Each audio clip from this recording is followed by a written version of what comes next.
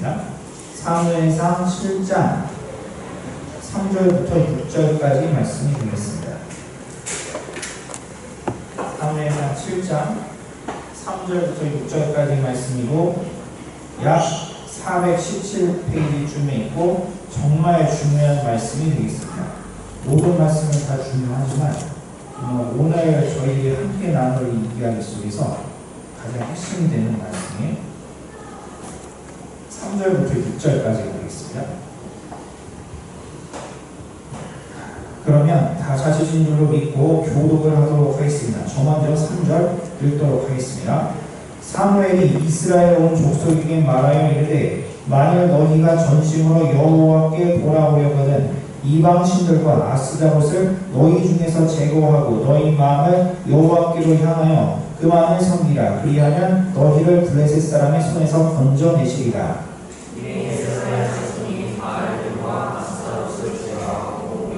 섬기리라. 사무엘이 이르되 온 이스라엘은 미스바로 모이라. 내가 너희를 위하여 여호와께 기도하리라 하매 그들이 이스라엘 모여 물을 기어 여호와 앞에 붓고 그날 종일 금식하고 거기에서 이르되 우리가 여호와께 범죄하였나이다 하니라. 사무엘이 미스바에서 이스라엘 자손을 다스리니라. 아멘. 오늘도 이렇게 만나 뵙게 되어서 정말 반갑습니다. 오늘도 이렇게 아침에 구른 날씨가 있었지만 갑자기 화창한 날씨가 되었고, 하지만 여전히 코로나 바이러스는 존재하지만 그런 바이러스의 위협을 뚫고 이 자리에 모이신 모든 청년분들에게 정말 오늘 함께 나누는 말씀 가운데 하나님의 은혜가 충만하기를 바랍니다. 자, 제가 먼저 서두에 성경 말씀을 함께 나눠보기 전에 한 가지 이야기를 한번 해볼게요. 혹시 천년제국이라고 들어보시죠? 천년제국. 천년제국이라는 별명을 가진 지구상에 어떠한 나라가 있었어요. 여러분들이 천년제국 하면 어떤 나라가 생각나네? 혹시 통일신라 생각하시면 돼요? 통일신라? 그 나라 천년 맞습니다. 아니면 그 외에 어떤 나라 생각하시죠? 사실 지구상에서 제국이라는 칭호를 가지고 천년밖에 종속하고 누구나 아는 그 유명한 나라가 하나가 있어요. 그 유명한 나라는 무엇이냐면 바로 로마 제국이었습니다. 정확히 말씀드리면 동서로마가 분리된 다음에 동로마 제국을 저는 의미한다고 보시면 됩니다. 비잔틴 제국이라고도 하죠. 생일날 시간에 아마 접하신 분들이 있을 거예요. 먼저 이 역사적인 이야기부터 하도록 할 거예요. 왜 이야기를 하는가는 분명히 나중에 도움이 되기 때문에 그렇습니다. 이 동로마 제국은 역시 로마 제국이라는 칭호에 맞게 그 당시 유럽에서 가장 선진적인 문명을 꽃피웠고 학문의 중심지였습니다. 저 콘스탄티노플이라고 불리는 현재 터키 이스탄불이죠. 이 콘스탄티노플은 정말 유럽 세계에 있어서 정말 유학 가고 싶어하는 최고의 나라 중에 하나였어요. 저희들이 유학 가고 싶어하는 그 나라 중에 하나라고 생각하시면 됩니다. 역시 로마라는 이름이 정말 괜히 있는 건 아니었어요. 그런데 부강하고 강한 나라였다 할지라도 언젠가는 쇠퇴하는 법입니다. 이 비잔틴 제국이 1400년도에 절체절명의 위기에 휩싸이게 되는데 어떠한 사건이 있었느냐 하면은 동쪽에서 엄청나게 강력한 세력이 부강해지기 시작했어요. 그 세력이 누굴까요? 아시는 분들이 있을 텐데. 오스만 투르크라는 이슬람 세력을 가진 그 제국이 동로마 제국보다 더욱더 강성해지더니 나중에는 이 비잔틴 제국의 수도였던 콘스탄티노플을 포위하게 되었는데요. 그 당시 비잔틴 제국이 얼마나 쇠퇴가 되었느냐 하면은 그 도시를 지키는 수비병이 7,000명이었어요. 그리고 그 콘스탄티노플을 포위하고 있던 오스만 제국의 군대는 10만이었습니다. 이 전쟁은 어떻게 끝났을까요? 이 전쟁의 결말은 비잔틴 제국의 멸망이었습니다. 비잔틴 제국은 동로마 제국으로서 우리들과 비록 종파는 다르지만 그래도 같은 기독교 국가라는 그런 인식을 그 당시 유럽 사람들은 가지고 있었는데 이슬람, 무슬림의 세력에 의하여 기독교 세계의 수호를 방어하는 방파제 역할을 하던 그 찬란했던 동로마 제국이 쑥대밭이 된 것이었어요. 이것은 1400년도 후반에 살고 있던 유럽 사람들 입장에서 보았을 때 엄청난 충격이었습니다. 어떻게 이런 일이 있을 수 있을까? 하나님께서 살아계신다면 어떻게 이런 일이 있을 수 있을까? 하지만 그 다음에 동로마 제국이 무너지자마자 그 다음에 기독교 세계를 수호하고 나타난 동쪽의 또 다른 방파제 역할을 했던 나라가 하나가 있었어요. 그 나라는 조금 생소할 수는 있는데 헝가리 왕국이라고 있었습니다. 헝가리 왕국도 그 당시 기독교 국가로서 이슬람 세계로부터 기독교 세계를 이제 지켜야 되는 막중한 임무를 맡고 있었고 여러 가지 신앙 좋고 믿음 좋은 서방들이 많이 다스리던 좋은 나라였었어요. 그런데 이 헝가리 왕국이 어떻게 되었을까요? 1526년경에 모하치 전투라는 곳에서 거기서 오스만 제국과 평원에서 결투를 벌였는데 거기서 그 당시 헝가리 국왕은 전사해버리고 그리고 대패함으로써 헝가리 왕국도 멸망하게 되었습니다. 비잔틴 제국뿐만이 아니고 기독교 세계를 지킨다고 앞장섰던 헝가리 왕국도 무슬림들 손에 짓밟히게 되었어요. 그래서 오스만 제국은 그 여세를 몰아서 저 오스트리아 아시네? 오스트리아? 유명한 나라잖아요. 그 당시 오스트리아는 유럽에서 초강대국이었어요. 오스트리아 강대국 오스트리아 수도인 저 빈까지 포위하게 되는 사태가 벌어집니다. 이전까지는 저 국경 바깥에 위협적인 존재일 것이다 라고 그렇게 여겼던 이슬람 세력이 어느 순간 기독교 국가 두 개를 무너뜨리더니 유럽의 중심지였던 빈을 포위하게 되었어요.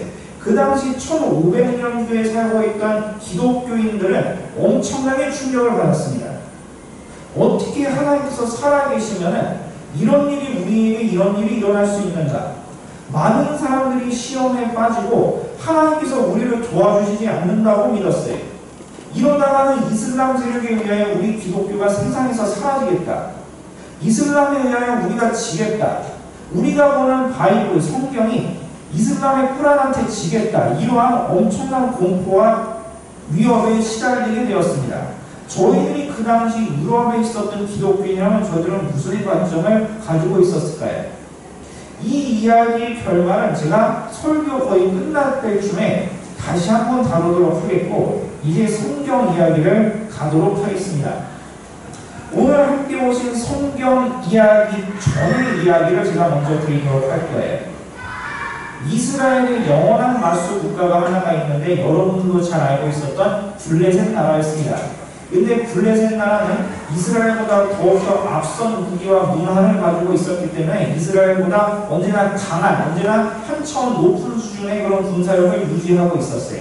그래서 이스라엘과 블레셋이 둘이 전쟁을 하게 되었는데 여기서 이스라엘은 패배하였고 약 4,000명의 사망자가 납니다.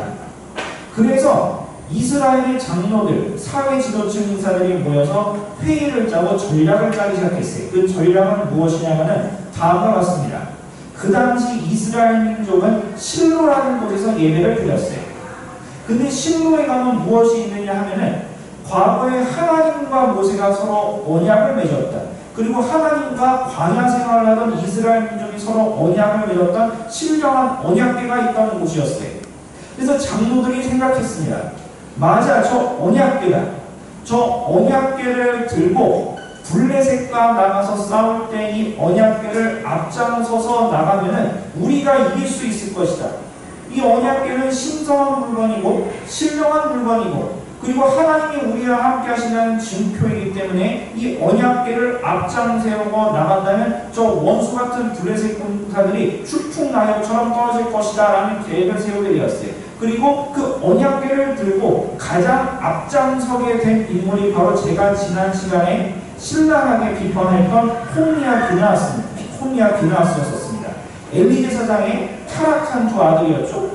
장로들의 계획은 언약궤를 앞세우고 게다가 그 언약궤를 앞세움과 동시에 그 언약궤를 우리 사회의 지도층 인사인 그리고 우리 사회의 지도자인 홈리아 비나스에게 성공을 맡겨서 그들과 언약궤가 함께 가게 된다면 블레셋 군사들은 우리 군대에게 처참하게 패배할 것이다 라는 계획을 가지고 있었어요.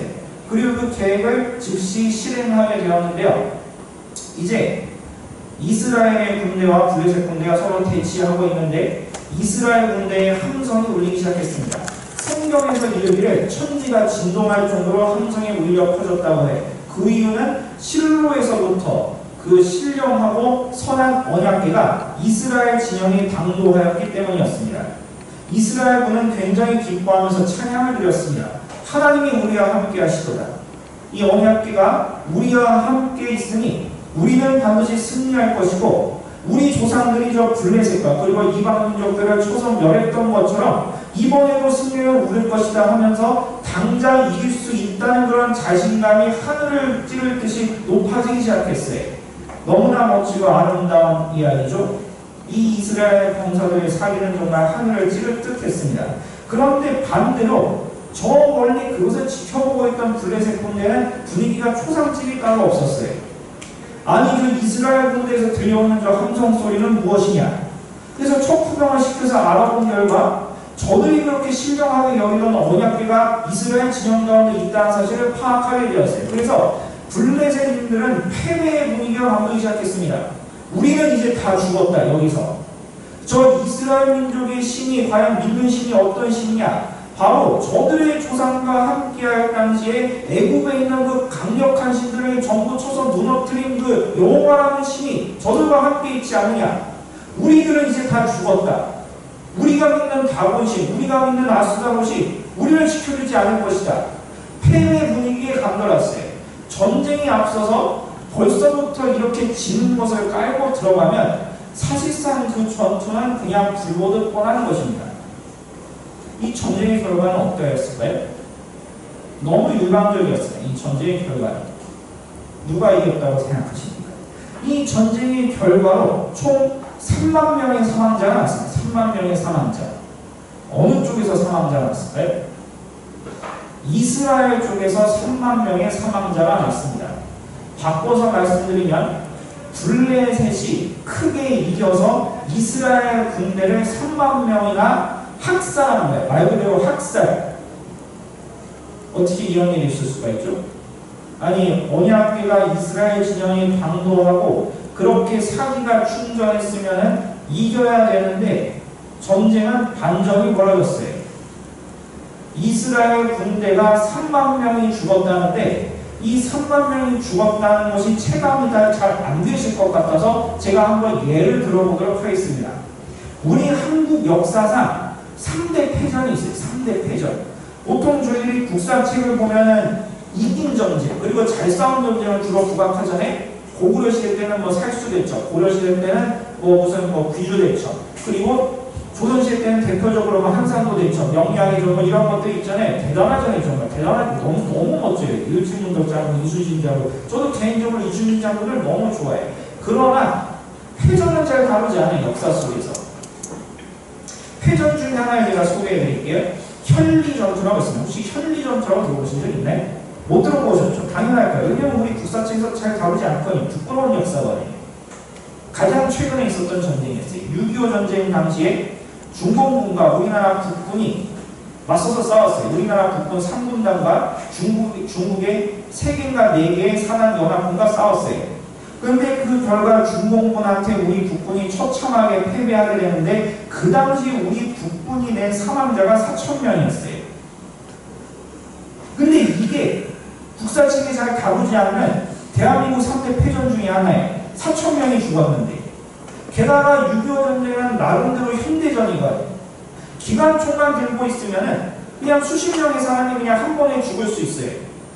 군사훈련을 제대로 받지 못한 저희들도 한 달 동안만 기관총 어떻게 다루는지 숙달만 하면 그거 한정만 있으면은 저 달려오는 군사들한테 기관총을 이렇게 달아다 쏘면은 수십 명이 한꺼번에 꼬꾸라질 수 있고 더 많은 사상자가 내어날 수밖에 없는 이런 고대 전투보다 사람이 훨씬 쉽게 죽는 현대 전투인데 이 전투에서 3,000명의 국군의 사망자가 나오니까 국사책은 잘 다루지 않아요.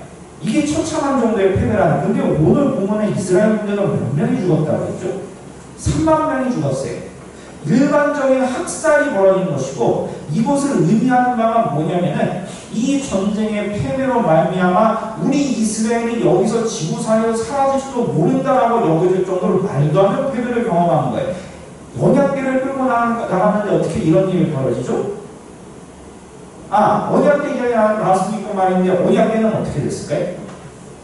언약궤는 이방민족 블레셋 사람들에 의하여 강탈당했습니다. 그러면 앞장섰고 그 당시 지도자 역할을 맡고 있던 군대의 사령관 역할을 맡고 있던 엘리의 두 아들 홈니와 비나스는 어떻게 됐을까요? 전사했습니다. 3만 명의 사망자가 났고 그렇게 신령하게 여기던 하나님과 약속의 징표인 언약궤는 빼앗겼을 뿐만 아니고 총사령관이었던 홈니와 비나스가 전사를 해버렸어요. 어떻게 이런 일이 있을 수 있죠? 하나님께서 살아계신다면 어떻게 이런 일이 있을 수 있죠? 제가 아까 서두에 말씀드린 동로마지고 기독교 국가들의 수장이자 기독교 세계의 수호자 역할을 자처하고 있던 비잔틴 제국이 오스만 제국에게 멸망할 정도의 그 정도의 타격 아닐까요?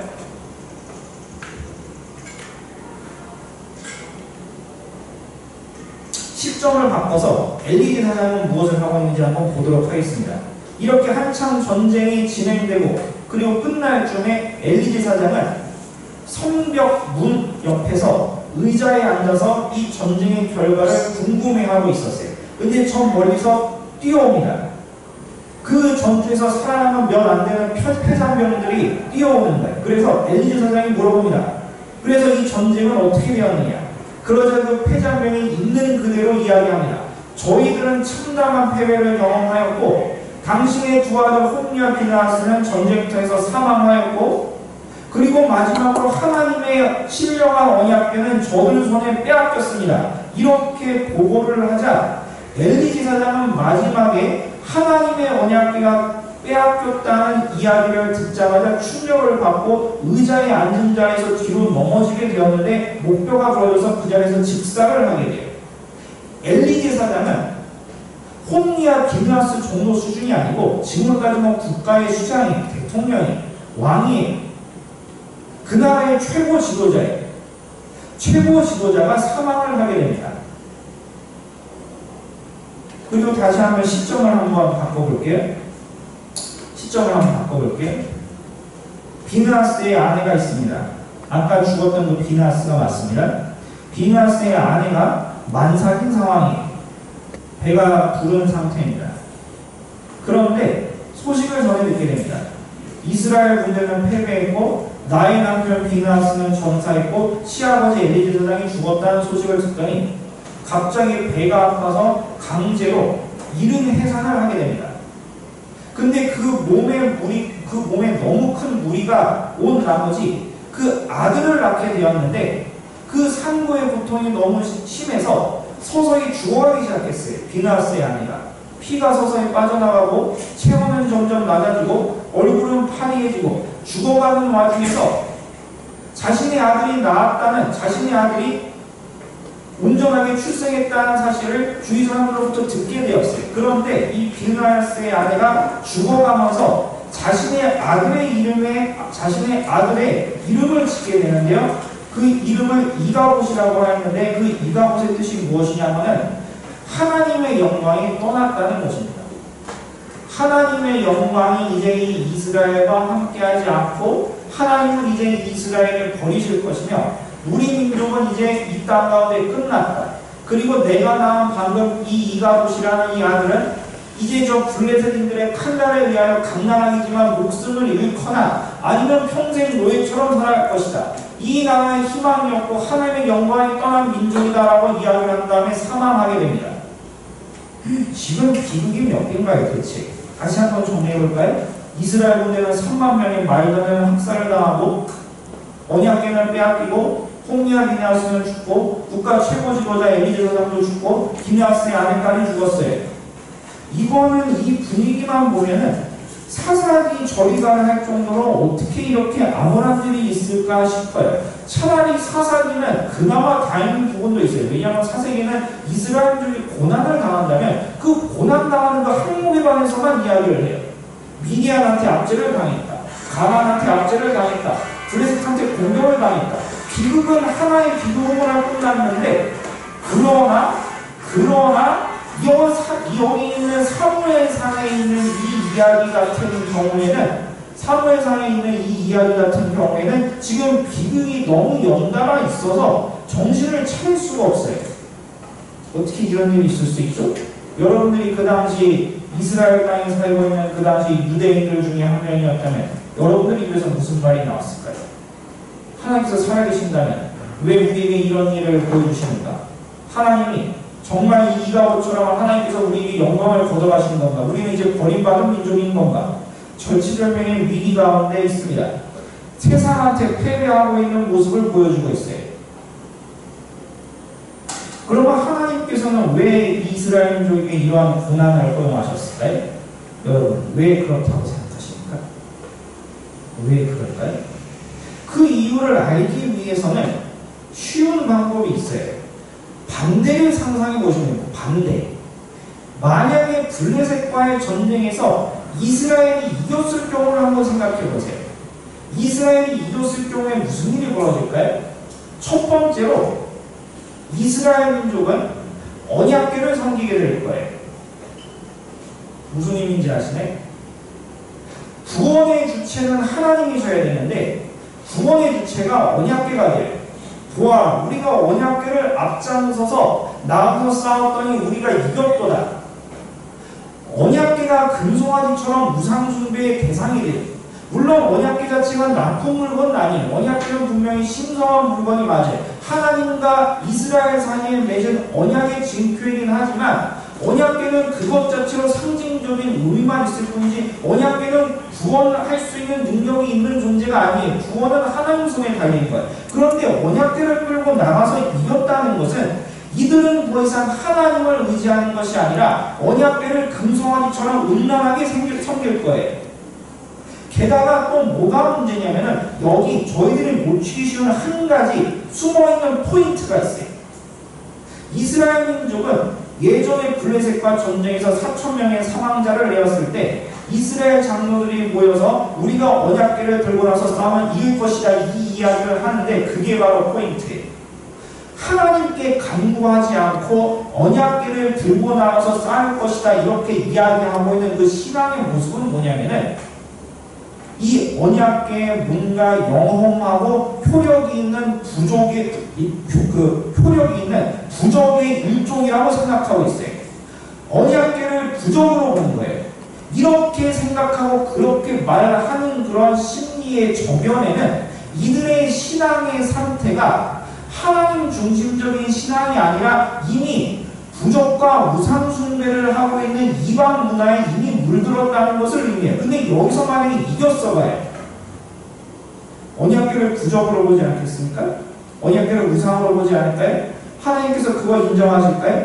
우상 숭배를 가장 싫어하시는 분이 하나님이신데 만약에 이기게 했다면 그게 뻔히 보이는데 두 번째 이유가 있어요. 왜 하나님께서는 왜 블레셋으로 하여금 이스라엘을 패배하게 하셨는가? 두 번째 이유. 두 번째는 뭐냐면 장로들이 자신의 계략이 성공했기 때문에 인간의 수단과 방법을 이제 더 의존하기 때문에 그렇습니다. 보아라, 우리의 전술이 먹히지 않았느냐? 우리의 전략과 꾀가 먹히지 아니하느냐? 그러니 이제 하나님을 의지하는 것보다 인간적인 수단과 우리가 머리 맡겨서 회의하고 우리가 전략해서 이기는 것이 하나님께 도움을 구하는 것보다 더욱더 효력이 있는 것이 아니냐? 인간의 지혜와 인간의 전략이 최고다라는 이런 교만함 때문에 그래요. 이것을 하나님께서 역시 인정하시지 않습니다. 마지막 세 번째가 있어요. 매우 중요한데요. 전쟁에 이길 경우 홈리와 비나스는 영웅으로 등극할 것입니다. 이들이 문제가 많은 인물인지 아시죠? 이들은 하나님의 제사를 멸시하고 교만하고 하나님이 없는 것처럼 행동했던 악당이었어요. 그런데 이번 전쟁 한 번의 승리로 인하여 악당이었던 이 두 사람은 이들이 행했던 그동안 추악한 모든 죄가 덮어질 것이며 악당이 영웅으로 완전히 탈바꿈하게 되는 이러한 모순과 비합리적인 일이 벌어져요. 하나님께서는 악인이 의인 행세하는 것을 굉장히 싫어하십니다.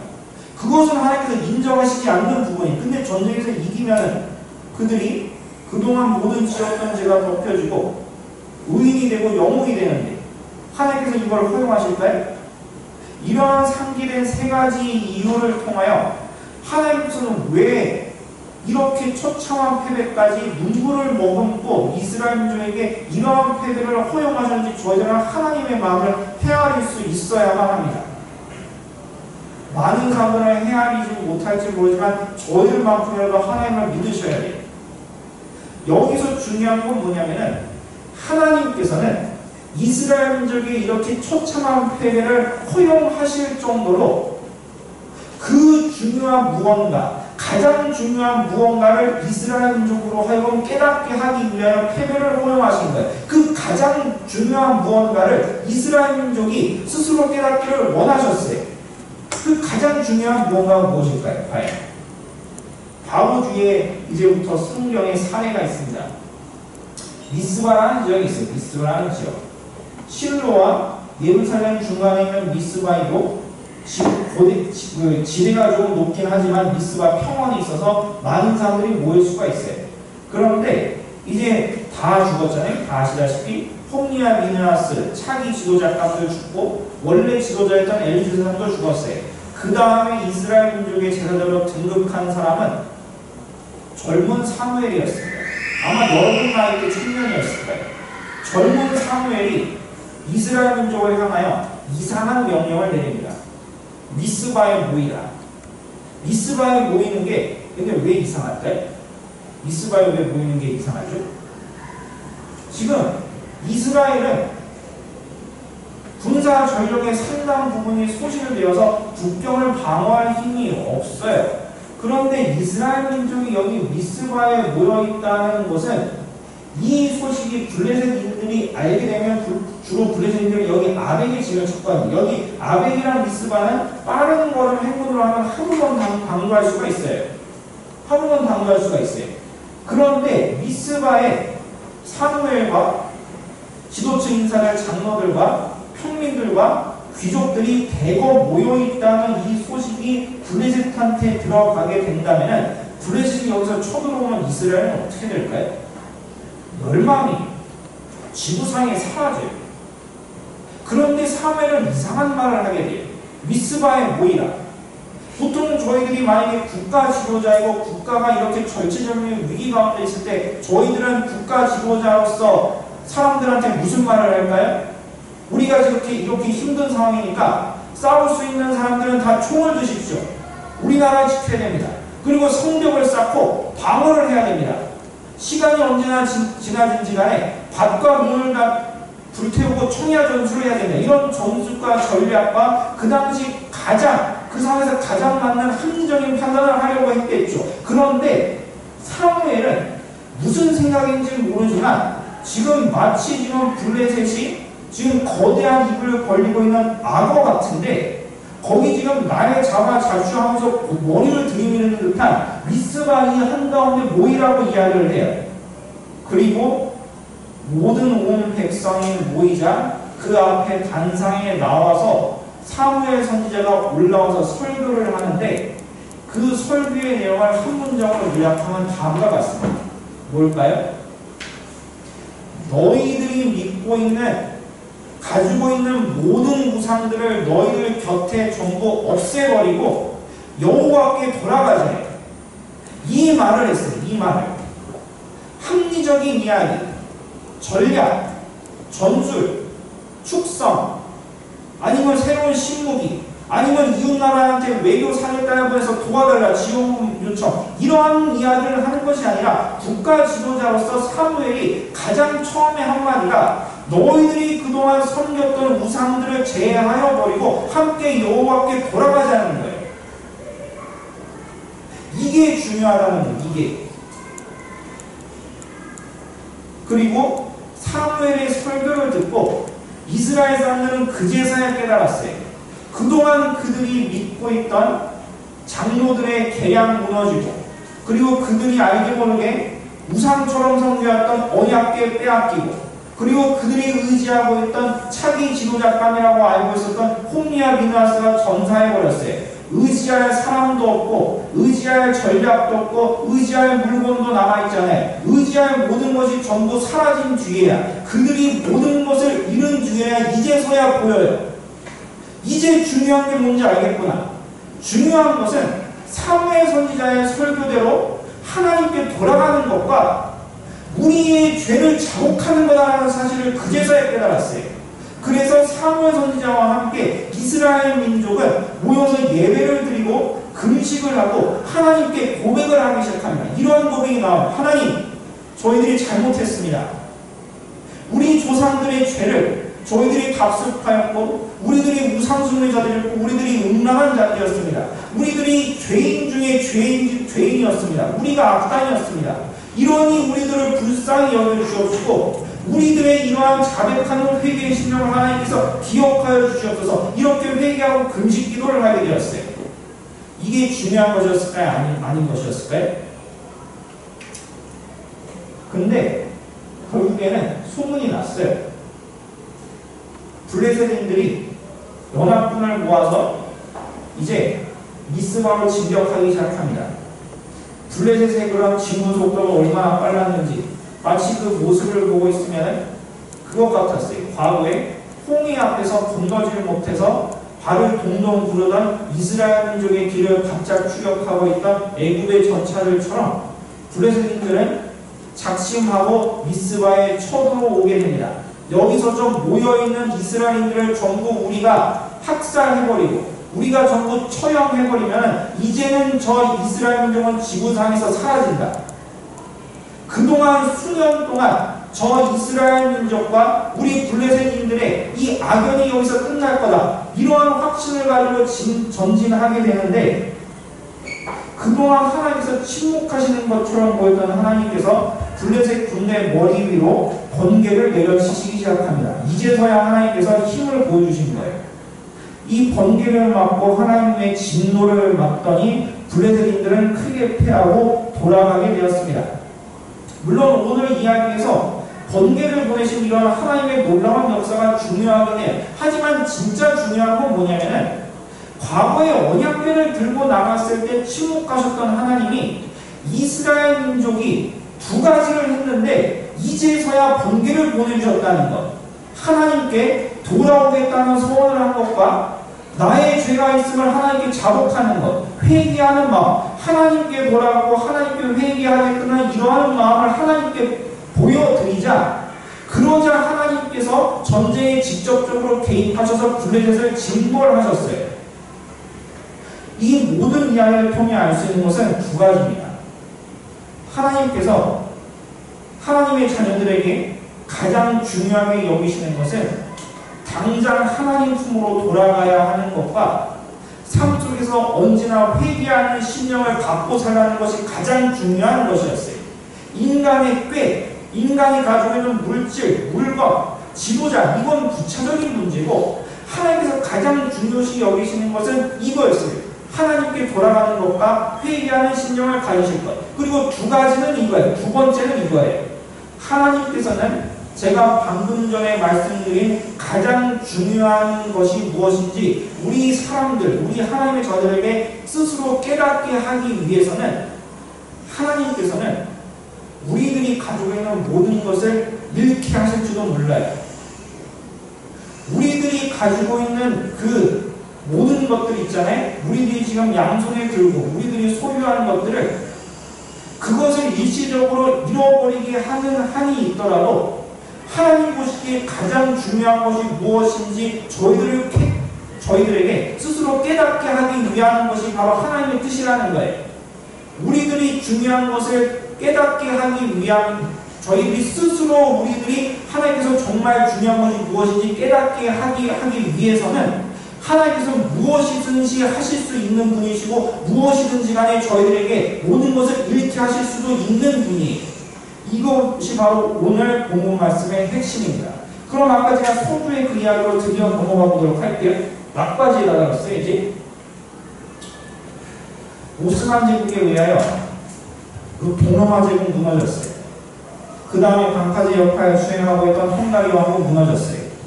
헝가리 왕국은 이때 오스만 제국한테 멸망한 다음에 400년 동안 무려 나라 없는 백성 소리를 들었습니다. 1차 세계대전 끝날 때까지 나라 없는 백성 소리를 들었어요. 그리고 그 다음에 유럽의 중심지였고 유럽에서 제일 강대국이었던 합스부르크 제국, 즉 그 오스트리아 수도 빈까지 포위당한 이 시점, 제 생각엔 이 당시 1500년대 살았던 유럽의 기독교인들이 아마 오늘 본문 말씀 속에서 블레셋인들에게 참담한 패배를 가하고 언약궤를 빼앗겼던 그 당시 이스라엘 사람들과 아마 같은 심정이었을 것 같아요. 오, 하나님께서 살아계신다면 왜 저 악랄한 무슬림들한테 우리를 도와주시지 않습니까? 왜 하나님께서 살아계신다면 왜 기독교 국가들이 이렇게 멸망하는 것이죠? 우리들이 여기서 다 죽게 생겼습니다. 그런데 비유를 하자면 이거예요. 이 성경은 알기 쉽게 제가 비유를 들자면 예제 같은 거죠. 예제가 뭔지 아시나요? 여러분들 수능 준비했을 때나 아니면 뭐 국가 시험 볼 때나 아니면 무슨 뭐 기업 들어가기 전에 뭔가 취업 준비할 때 시험 많이 보시나요? 그럼 문제집 보면은 이게 문제만 딱 당기는 건 아니잖아요. 그렇죠. 가장 맨 위에 예제가 있어요. 대표적인 문제가 있고 그 아래 풀이가 있어요. 그래서 풀이가 이런 식으로 나오겠죠. 아, 이런 문제는 이렇게 풀면 되고 이런 답을 내리시면 됩니다. 그럼 그 아래 이 예제와 비슷한 패턴의 문제들이 있잖아요. 이렇게 문제를 풀어가잖아요. 오늘 본문 말씀이 예제예요. 오늘 본문 말씀이 예제예요. 이스라엘 민족이 블레셋으로부터 당한 이러한 처참한 패배와 환란, 이러한 문제에 당도하였을 때 사무엘을 통하여 하나님께서 문제 풀이를 해주셨어요. 이럴 때는 너희들이 가장 중요한 무엇인지를 찾으라. 나에게 돌아오는 것과 죄를 자백하는 것이다. 이것이 정답이다. 이러한 예제를 성경을 통하여 보여주셨고, 그리고 1500년대 유럽 사람들은 무슬림, 이슬람 세계라는 강대한 세력을 눈앞에 두고 보았을 때 이제부터 응용 문제를 풀게 된 거예요. 성경을 통해서 예제를 접하게 되었고 이제부터 이것 관련된 문제를 풀게 되었어요. 이 당시 1500년대 기독교인들은 정답을 냈을까요? 못 냈을까요? 그때 정답을 냈을까요? 못 냈을까요? 어떻게 생각하십니까? 지금 포지션이 오스만 제국이 블레셋이에요. 그러니까 블레셋 포지션이 오스만이고 유럽에 있는 약한 기독교 국가들이 지금 이스라엘 포지션이잖아요. 지금 그러면은 이렇게 같은 예제를 성경 속에서 미리 본 이 사람들, 유럽에 있었던 1500년대 이 기독교인들, 우리 믿음의 선배들 정답을 냈을까요? 못 냈을까요? 정답을 냈습니다. 정말 감사한 일이 있어요.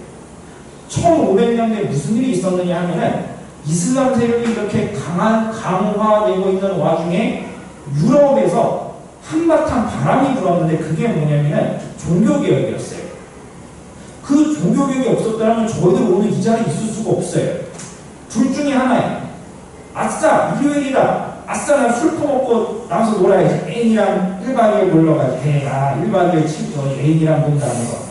의문한 뭐 그런 생각하고 놀러 가거나 아니면은 성당에서 기사 드리거나 뭐가 잘못된지도 모르는 상태에서 둘 중에 하나겠죠. 놀러 다니거나 무신론자처럼 살거나 본인이 뭐가 잘못된지도 모르는 상태에서 카톨릭이 잘못된 교리를 배우고 있겠죠. 둘 중에 하나일 거 아니에요. 그런데 1500년대에 종교개혁이 일어났어요. 다행히 하나님께서는 종교개혁을 통하여 분별력 있고 용기 있는 선지자 역할을 하는 사람들을 세우게 하셔서 이 이슬람이 어떤 존재인가 그 사회에 폭로하게 하셨어요. 대표적인 인물이 루터인데 이 루터가 이슬람을 향해 뭐라고 이야기했는 줄 알아요? 뭐라고 이야기했을까요? 저 이슬람 세력이 쳐들어오니까 우리는 화승총이라는 신무기를 대고 도입해야 됩니다.